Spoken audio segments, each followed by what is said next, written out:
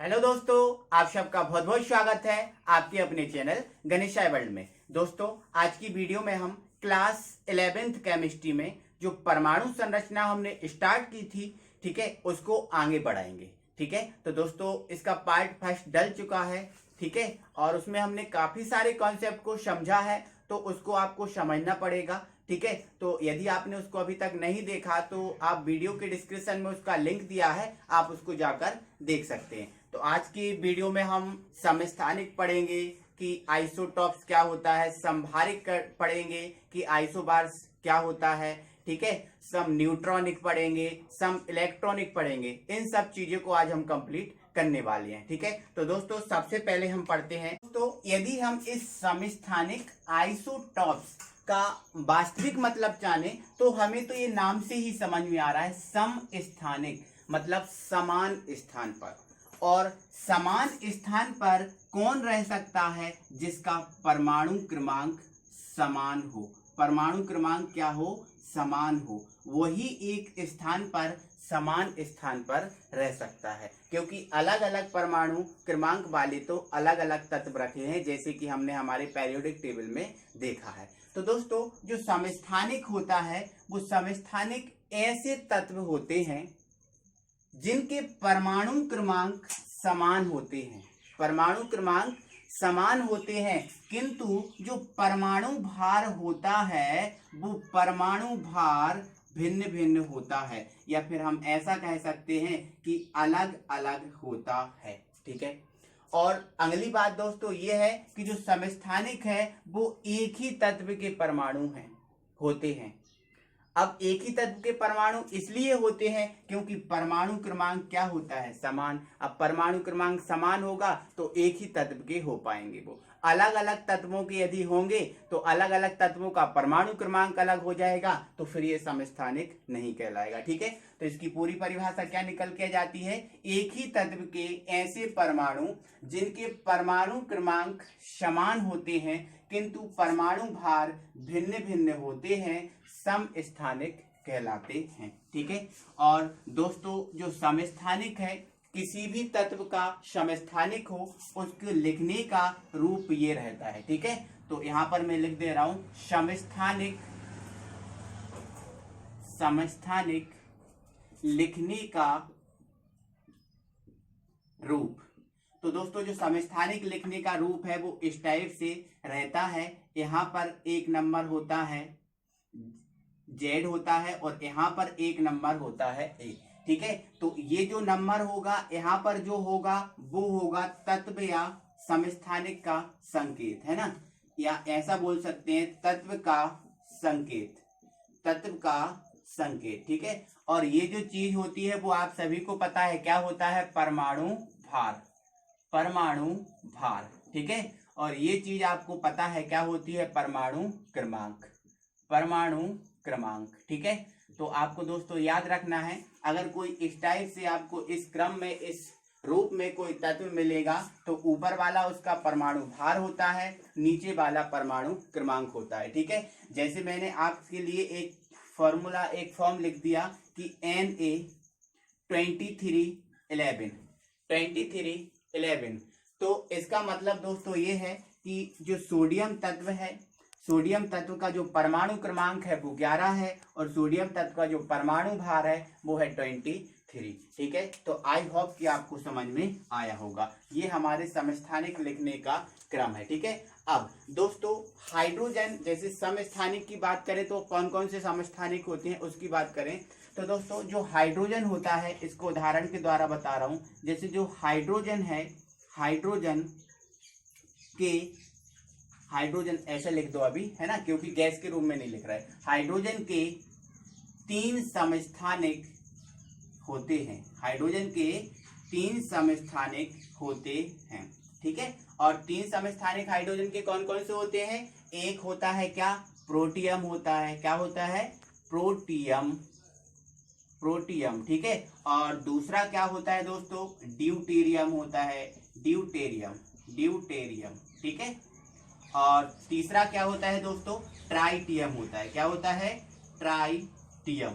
Tritium. ठीक है, ये हाइड्रोजन के तीन समस्थानिक होते हैं, प्रोटियम, ड्यूटेरियम और ट्राइटेरियम। ठीक है, तो यदि दोस्तों हम इनके संकेत की बात करें, ठीक है, इनके संकेत की बात करें कि इसका संकेत क्या है, तो दोस्तों जो प्रोटियम है उसका संकेत होता है H, क्या H, और इसका परमाणु क्रमांक 1 होता है और परमाणु भार भी 1 होता है।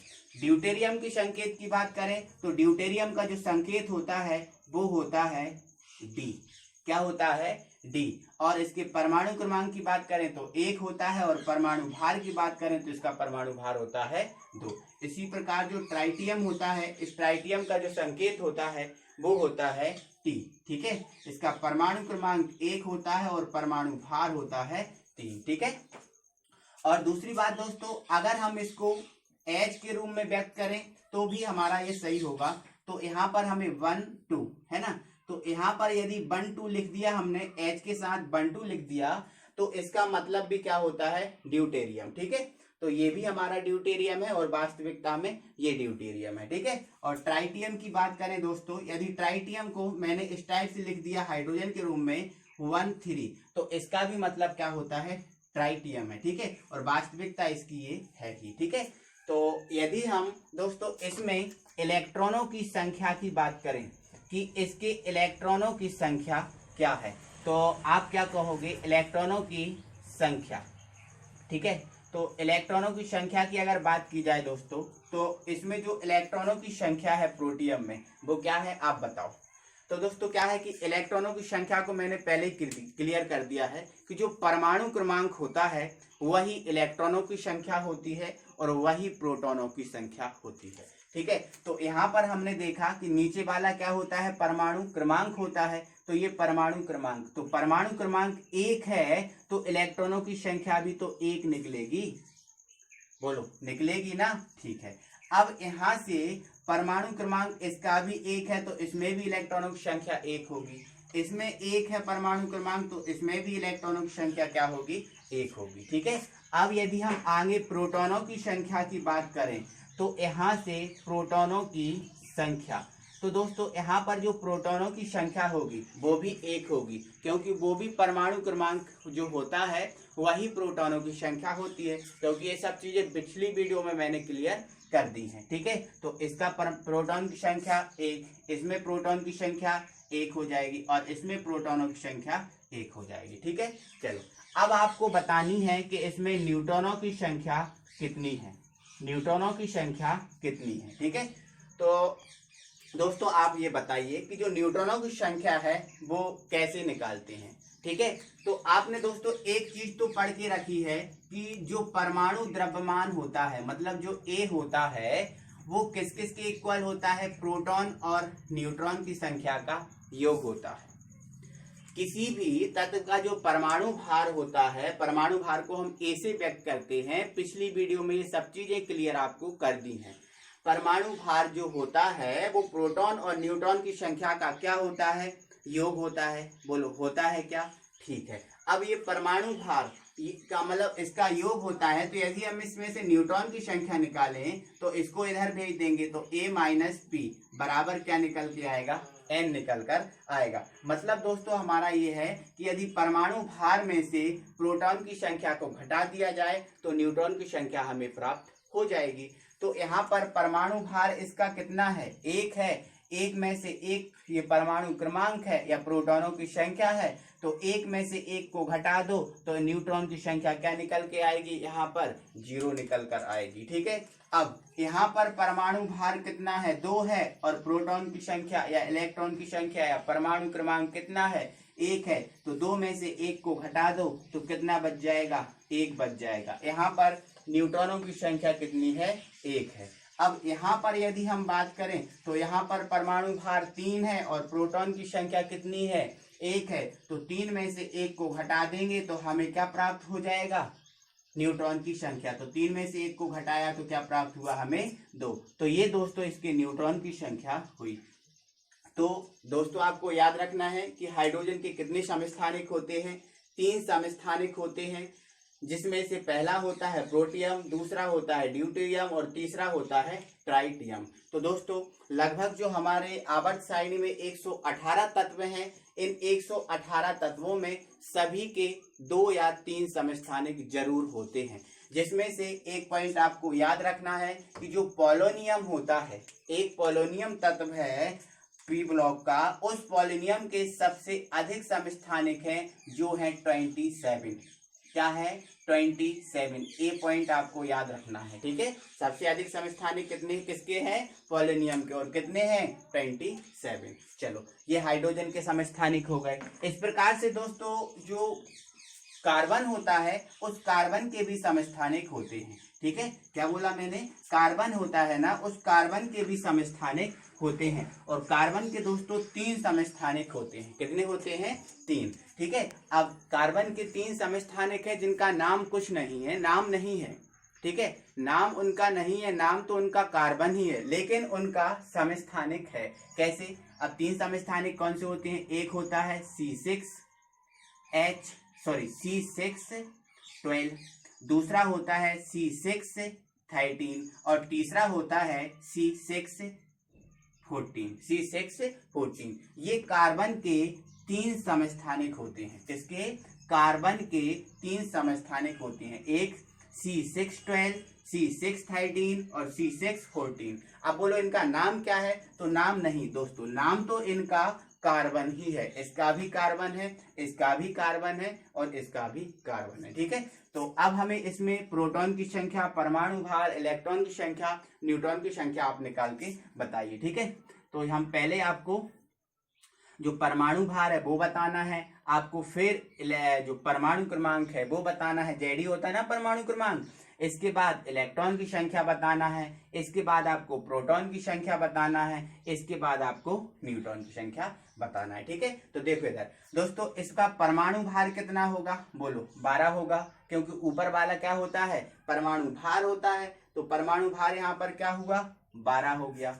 इसका परमाणु भार 13 हो गया, इसका परमाणु भार 14 हो गया, ठीक है। अब यहाँ पर परमाणु क्रमांक जेड क्या होता है? परमाणु क्रमांक होता है। तो परमाणु क्रमांक इसका कितना है? 6 है। इसका परमाणु क्रमांक 6 है, इसका परमाणु क्रमांक 6 है। ये तो समान है, तभी तो भैया समस्थानिक है। समान है तभी तो समस्थानिक है। और यहाँ से इलेक्ट्रॉन की संख्या 6 होगी, 6 होगी। क्यों होगी 6? क्योंकि परमाणु क्रमांक कितना है? 6 है। प्रोटॉन की संख्या 6, 6, 6, ठीक है। अब आगे बात करो दोस्तों, आगे हम आपसे पूछते हैं कि इसमें न्यूट्रॉन की संख्या बताइए कितनी है।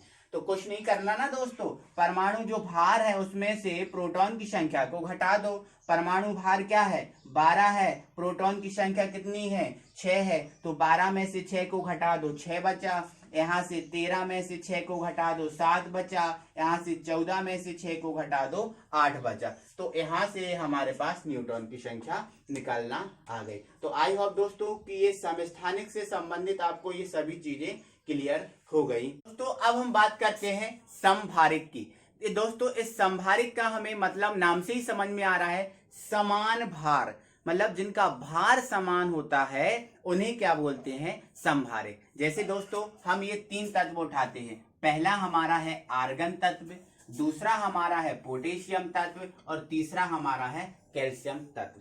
अब हमें ये पता करना है कि ये समभारिक है क्या नहीं। तो दोस्तों यदि इनका भार समान होगा तो ये समभारिक होंगे, नहीं तो ये समभारिक नहीं होंगे। तो देखते हैं। जैसे दोस्तों हमें पता है कि जो आर्गन होता है इसका परमाणु क्रमांक 18 होता है, पोटेशियम का परमाणु क्रमांक 19 होता है और कैल्शियम का परमाणु क्रमांक 20 होता है। तो ये तो परमाणु क्रमांक हुआ। तो दोस्तों परमाणु क्रमांक, हमें तो इसमें भार से मतलब होता है, तो इनका भार देखें तो आर्गन का परमाणु भार दोस्तों 40 होता है, ठीक है। अब थोड़ा सा पॉइंट इधर उधर है होता है, बट एक्चुअल में 40 होता है। पोटेशियम की बात करें तो पोटेशियम का 40 ही होता है और कैल्शियम की बात करें तो कैल्शियम का भी दोस्तों 40 होता है। तो इनमें हमने देखा कि जो परमाणु भार है वो आपस में कैसा जा रहा है? सभी का समान जा रहा है। तो ये जो तत्व आपके दिख रहे हैं आर्गन, पोटेशियम और कैल्शियम, ये तत्व आपस में समभारिक हैं।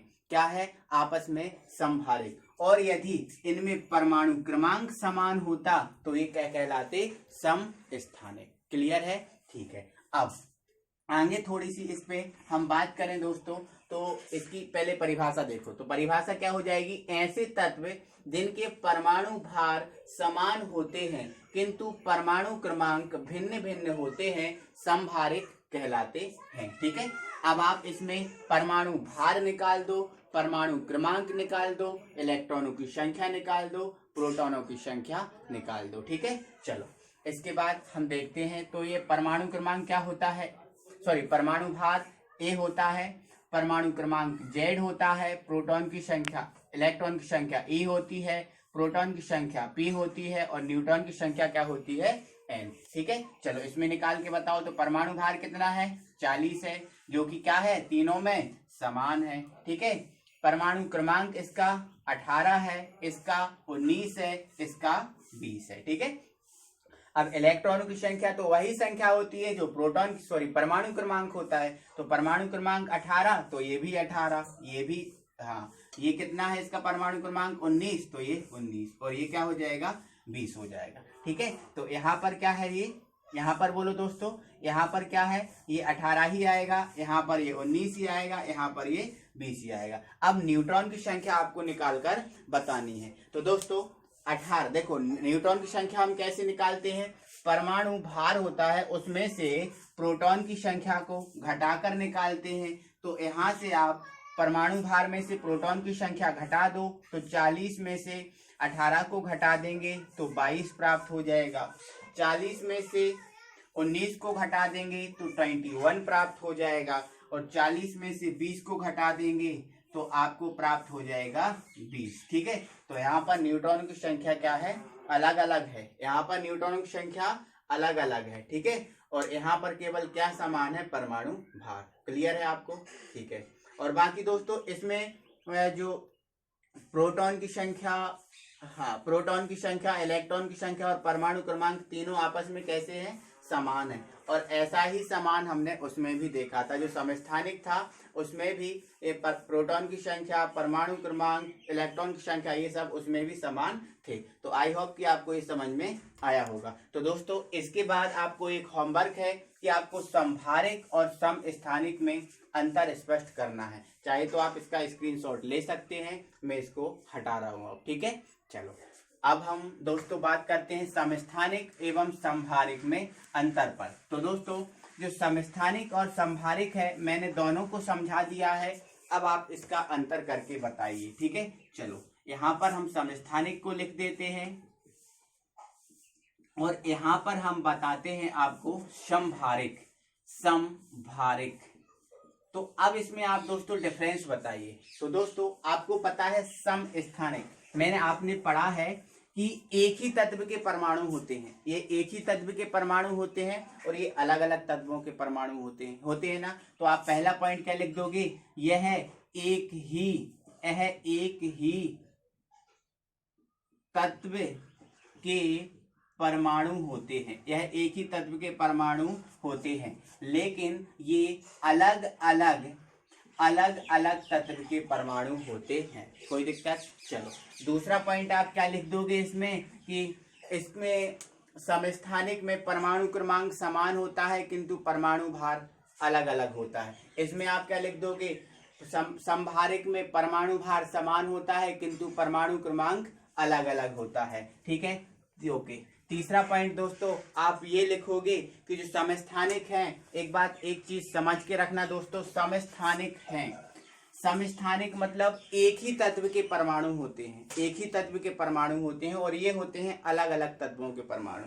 तो दोस्तों क्या है, ये एक ही तत्व के परमाणु होने के कारण इनके जो रासायनिक गुण होते हैं वो रासायनिक गुण समान होते हैं, क्योंकि एक ही तत्व के परमाणु हैं, एक ही घर के चट्टे पट्टे हैं। तो दोस्तों एक ही घर के हैं तो समान गुण रखेंगे ना, इसमें अलग अलग गुण नहीं होंगे, है ना। चलो तो एक ही मतलब तत्व के परमाणु है, इसलिए इनके रासायनिक गुण दोस्तों कैसे होते हैं, समान होते हैं, किंतु इसमें इसके रासायनिक गुण और जो भौतिक गुण होते हैं दोस्तों वो अलग अलग होते हैं। रासायनिक गुण और जो भौतिक गुण होते हैं इसके अलग अलग होते हैं। कोई दिक्कत है? ठीक है, चलो अगले पॉइंट पे बात कर लेते हैं। तो दोस्तों अगला पॉइंट ये है कि इनको जो ये तत्व हैं समस्थानिक, इनको आवर्त सारणी है उसमें एक ही स्थान पर रखा गया है। जैसे दोस्तों कि हमने आवर्त सारणी में देखा है कि आवर्त सारणी में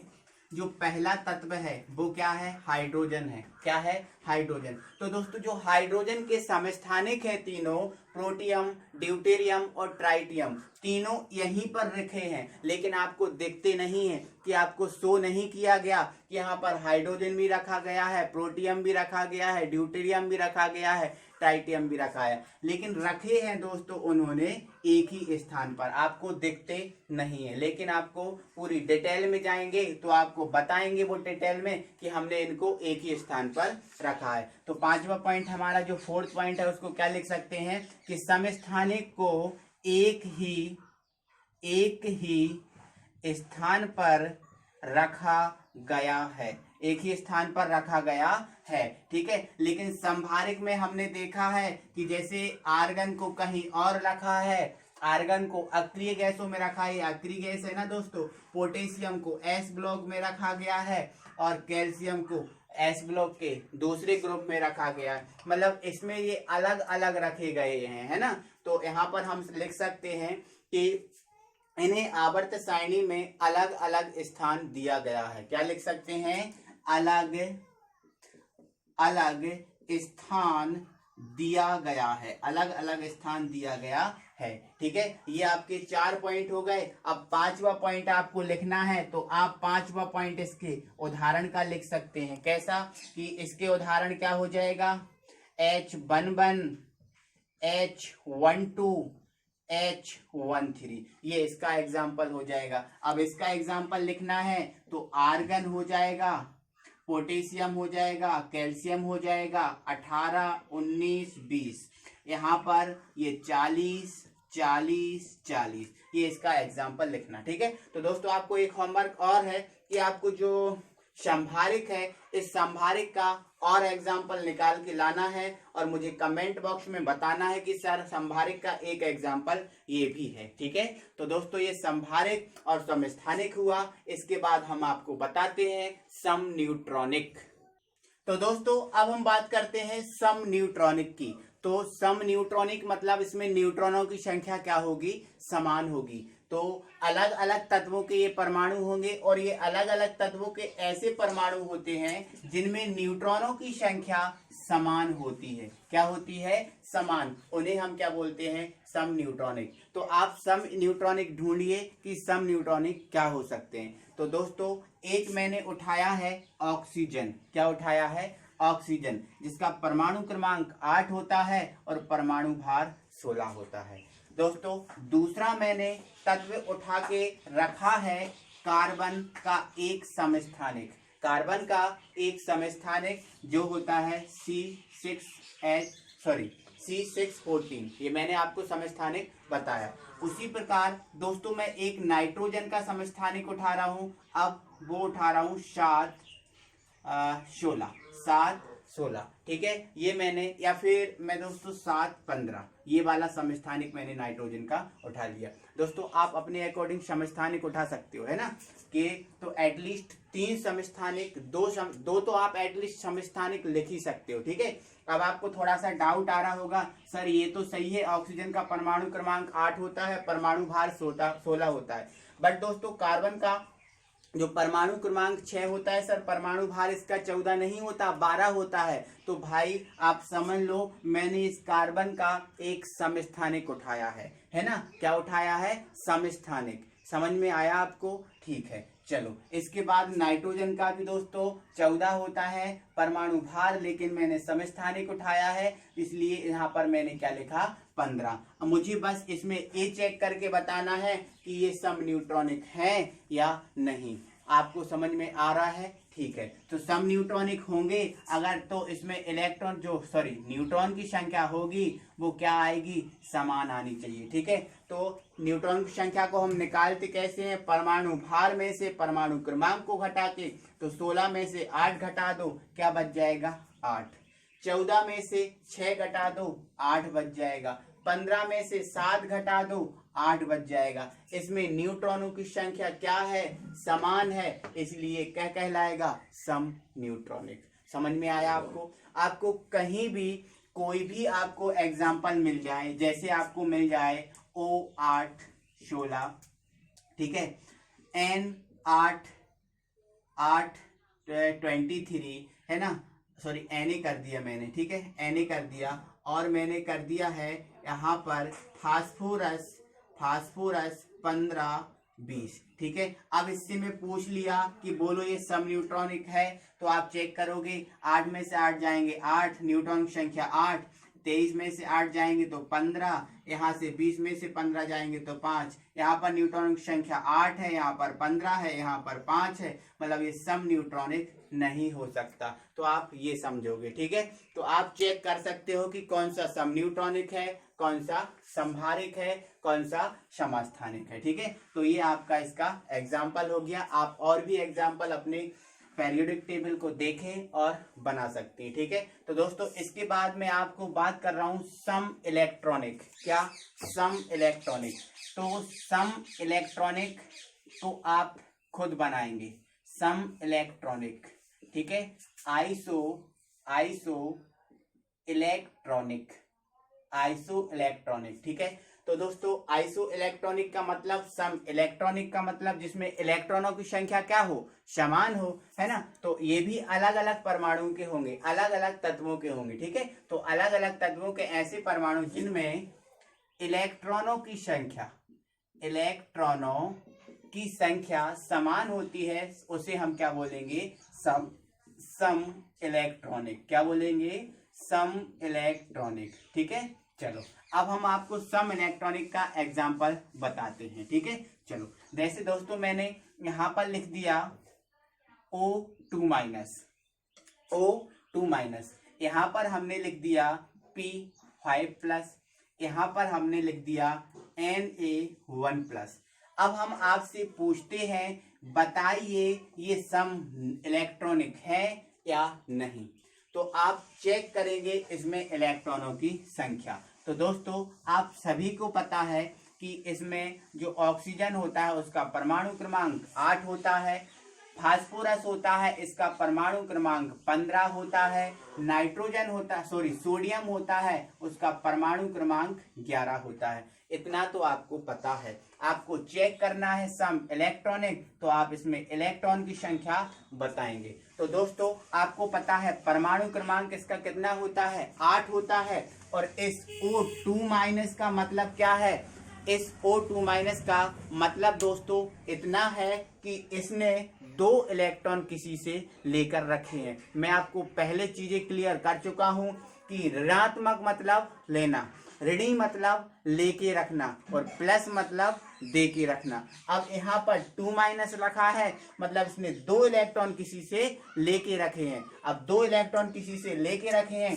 पहले इसके पास परमाणु क्रमांक 8, मतलब इलेक्ट्रॉनों की संख्या 8 थी, 2 इसने किसी से इलेक्ट्रॉन ले लिए, तो टोटल इसके पास कितने इलेक्ट्रॉन हो गए, 10 हो गए, है ना। अब फास्फोरस के पास दोस्तों कितने इलेक्ट्रॉन है, परमाणु क्रमांक इसका 15 है, तो इलेक्ट्रॉन की संख्या इसके पास कितनी है, 15 है। लेकिन इस पर लगा है 5+। अब 5+ का मतलब ये धनी होता है, प्लस का मतलब क्या होता है, धनी होता है। अब 5+ लगा है, मतलब इसने 5 इलेक्ट्रॉन किसी को दान कर दिए। अब 5 इलेक्ट्रॉन किसी को दान किए, तो 15 में से 5 गए, कितना बचा, 10। तो इसमें भी इलेक्ट्रॉनों की संख्या कितनी है, 10 है। उसी प्रकार सोडियम की बात करें तो इस पे यानी 1+ लगा है, मतलब इसका इलेक्ट्रॉन की संख्या इसके पास कितनी है, 11 है। इस पर 1+ लगा है, मतलब 1 इलेक्ट्रॉन इसने किसी को दान किया, तो 11 में से 1 गया, बचा क्या दोस्तों, 10 बचा। तो यहाँ पर हमने देखा कि इलेक्ट्रॉनों की संख्या क्या है, सभी में समान है। तो यहाँ पर ये क्या है, सम इलेक्ट्रॉनिक, ठीक है।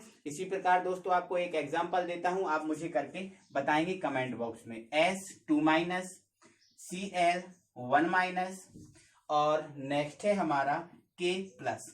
इनको बताना है कि ये सम इलेक्ट्रॉनिक है या नहीं। इसके बाद दोस्तों एक एग्जांपल और आपको देता हूं, Ca2+ और Sc3+। Ca2+ और Sc3+, इसको भी आपको बताना है कि ये सम इलेक्ट्रॉनिक है या नहीं। तो दोस्तों आज की वीडियो में हमने ये सब चीजें पढ़ी हैं। आई होप कि आपको अच्छा लगा होगा, मजा आया होगा।